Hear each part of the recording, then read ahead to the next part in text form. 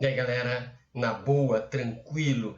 Hoje eu vou falar inspirado pela leitura ainda incompleta da autobiografia do Martin Luther King.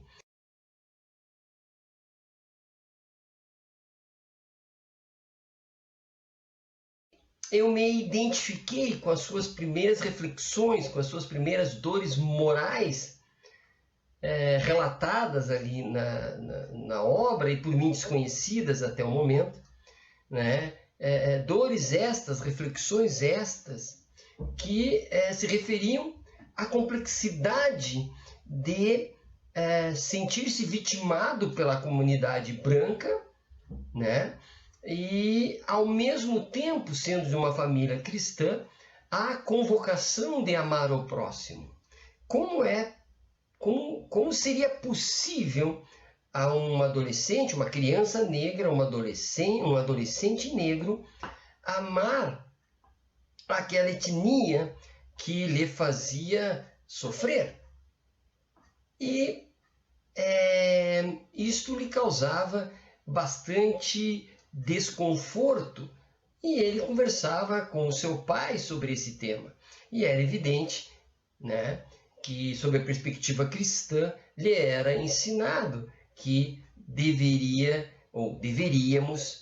né, amarmos-nos uns aos outros, independente da nossa etnia, ou independente de ser o objeto do nosso amor, ser o nosso amigo ou ser o nosso inimigo. Imaginemos que, na prática, é bem complicado.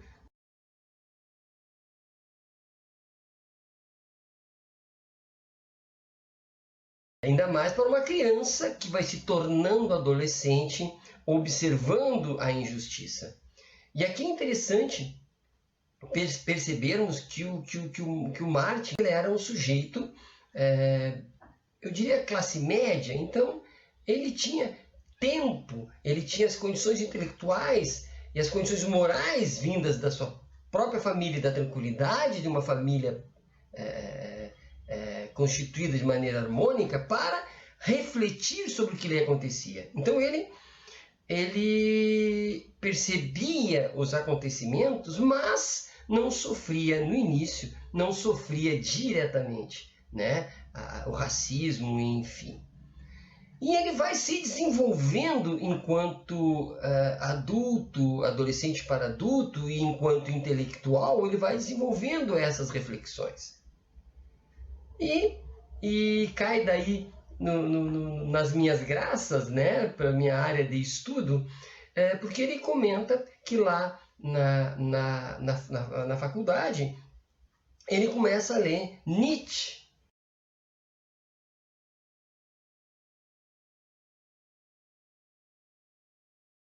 E para quem conhece Nietzsche sabe que o Nietzsche ele é um feroz crítico do cristianismo, que seria uma moral de rebanho, né? Era como se Nietzsche dissesse para o Martin Luther King que ele não deveria amar o próximo, né? Ou o próximo branco, porque faria dos negros cordeiros indo lá para o matadouro, que era preciso reagir, que justamente o que era equivocado no cristianismo era ceder a si mesmo aos opressores, basicamente na ideia de amar ao próximo.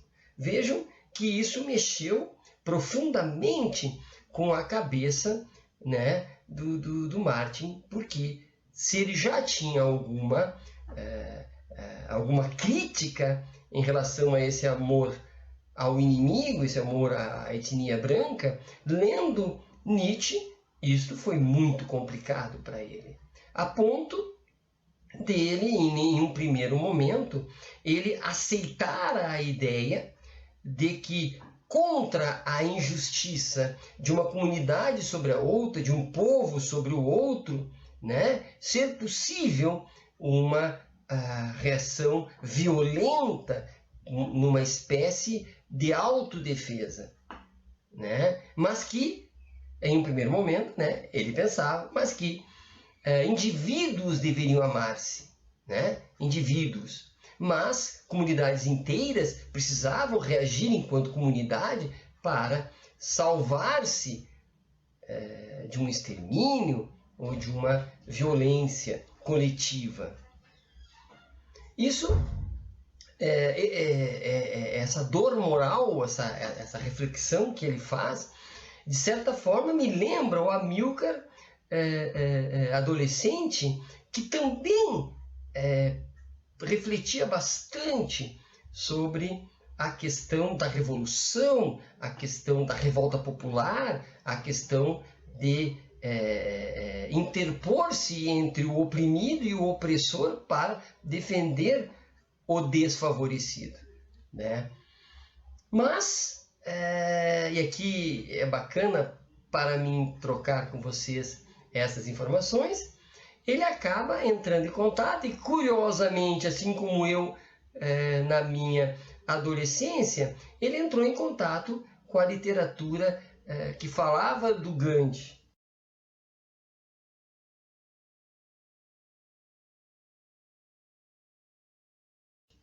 Então, Mahatma Gandhi, ele acabou lendo os livros que falavam sobre essa figura histórica. Então ele encontra ali, não é, a possível resposta para suas angústias. E o que eu quero dizer com isso?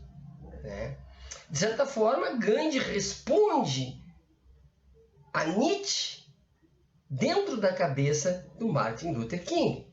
Por quê? Se de um lado King pensava que o Nietzsche dizia para ele assim, ó, tu, ao não reagir, tu és um sujeito passivo, né? E por ser passivo vai ser violentado, por ser passivo tu não salvarás nem a ti nem a ninguém, porque tu és um sujeito passivo, um cordeiro. No outro ouvidinho ele acaba ouvindo Gandhi, que vai dizer, né, a não violência não se trata de passividade.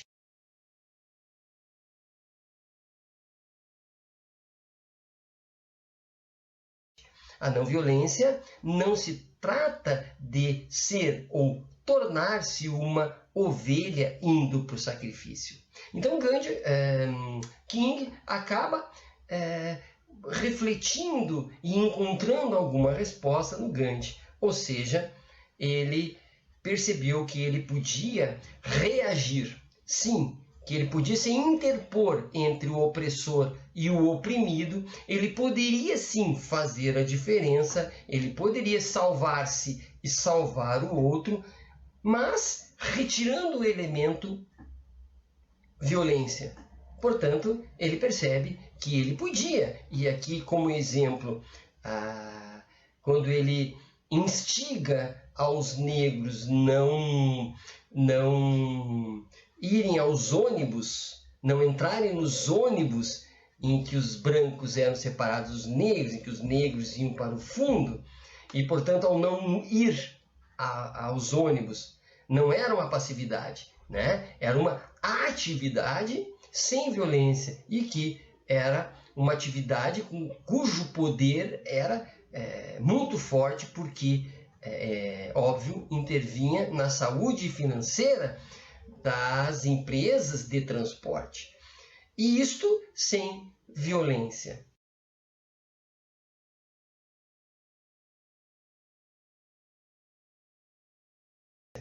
De certa forma, era como se a comunidade negra ensinasse aos brancos que eles eram importantes e que também tinham poder.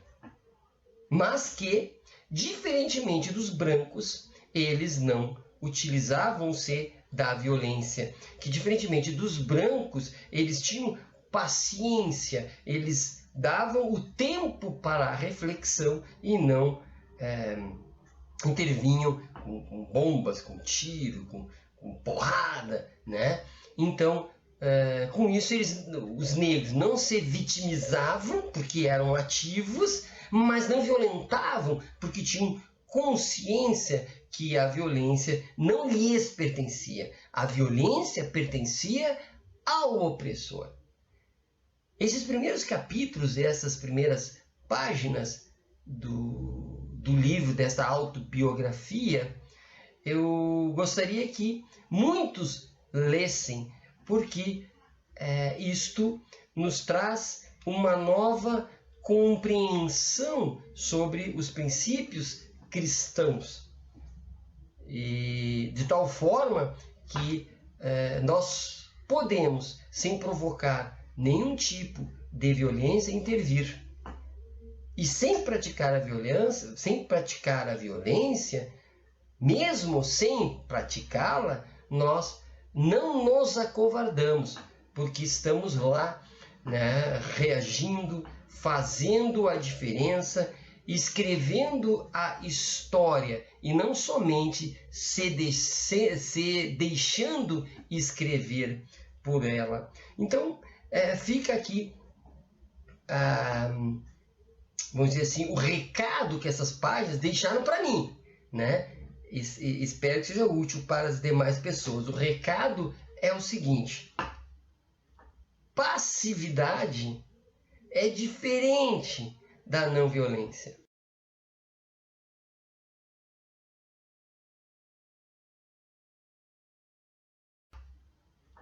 Passividade é diferente da não violência.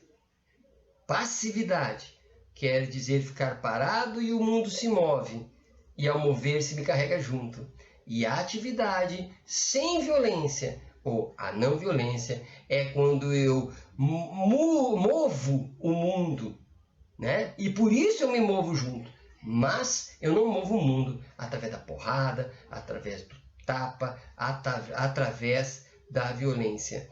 E com isso, sem ser violento, eu consigo chamar a atenção sobre aquilo que eu quero chamar a atenção. E muitas vezes chamo a atenção de maneira mais clara do que me igualando ao opressor, usando os mesmos instrumentos que os opressores usam.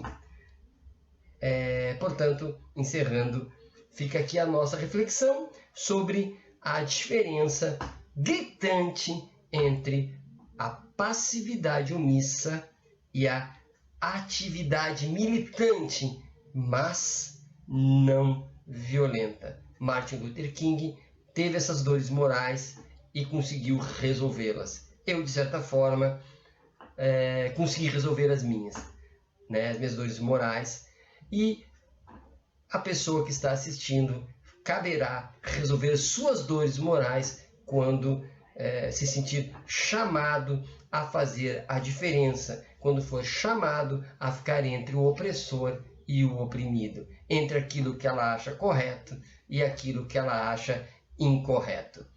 Portanto, fica a reflexão, um abraço e até a próxima.